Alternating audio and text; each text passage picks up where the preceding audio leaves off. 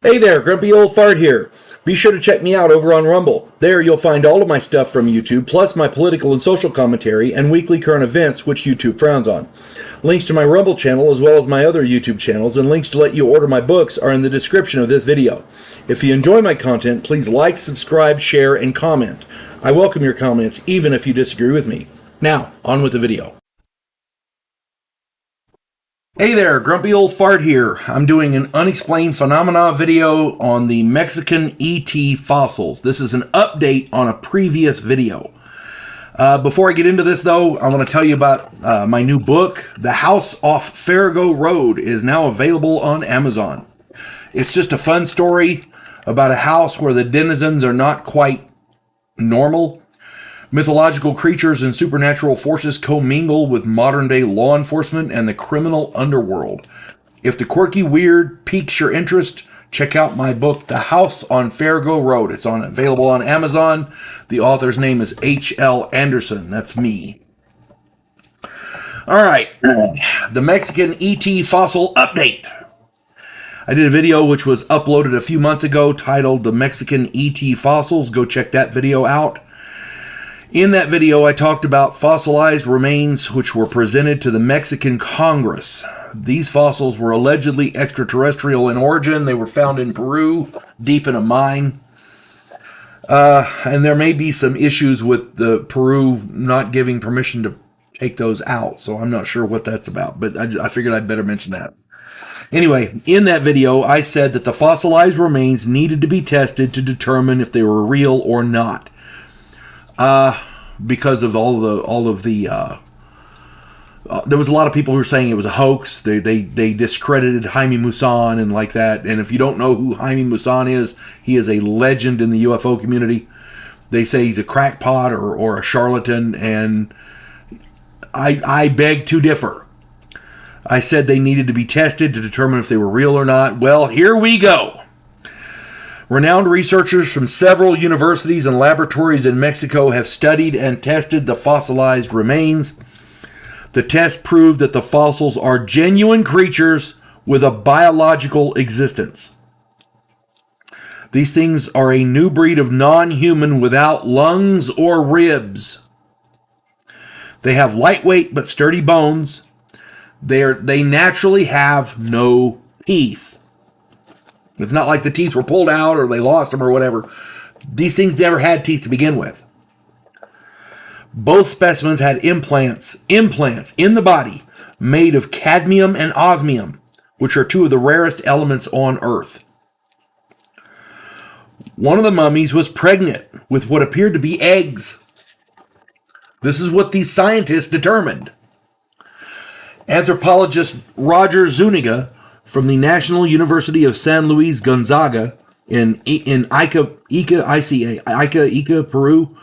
ICA is how you spell it, so however you want to pronounce it. Anyway, he stated that anthropologist Dr. Zuniga stated that, quote, "These beings are real. No human intervention was involved in their physical and biological formation." That's a quote. Let me say that again. These beings are real. No human intervention was involved in their physical and biological formation. Furthermore, a letter signed by 11 researchers from that university confirmed the authenticity of the mummies, these fossilized remains. That is a lot of information to bring in. They accused Jaime Maussan of being a charlatan, of lying, and he said, "Hold my beer, buddy." And he went and got people who could verify it. The way I see it, we have fossils which have been proven to be authentic biological beings.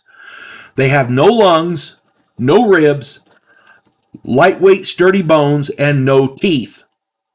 They each have implants made of some of the most rarest elements on Earth.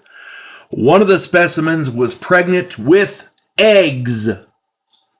These are humanoids. Okay? I don't care who you are. That's not human. That is not human. They are biological beings who are not human. There's no other way to put that. Rather than dance around the subject like a politician running for office, why don't we just come out and say it? They are aliens.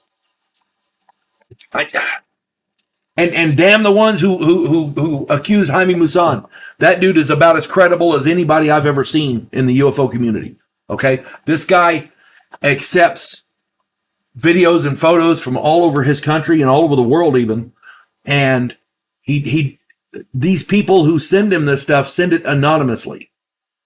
So, and Jaime Maussan is a credible, real journalist. This guy is as upstanding as they get. He didn't want to join the UFO community. He was asked to do a short little UFO type show on Sunday nights to kill time on the air on TV, and that little 30-minute clip, that little 30-minute program blossomed into one of the biggest UFO phenomena on the planet. He didn't choose to join the UFO community. The UFO community chose him. It's that simple, because they respect him. All right. So he's jumped into it with both feet. He's doing his work as a journalist, and people are still insulting him. I don't get that. I don't get that.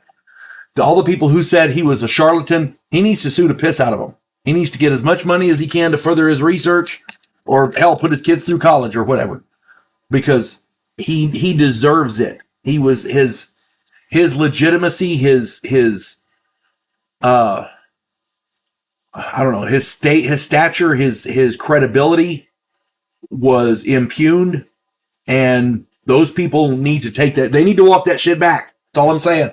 At least an apology, because the man's doing his job. He's reporting what he knows, period. Anyway, yeah, so they were actually real biological beings, fossilized remains found in a mine, I think in Peru. So nobody can dispute that. That is in front of the world now. Jaime Maussan did his job. He reported the facts. Now it's up to us to deal with it. Hope this finds everybody well. You folks have a good one. God bless one and all. Devo Poland, a scientific representative of a pacifist race called the Gandhiri, is sent away as an exchange officer. His objective? To learn the one skill his species never developed: to fight. And he's sent to learn that skill from the one species who does it better than any other in the galaxy: humans. If you like science fiction with an upbeat military tone, check out my novel, Vanguard One.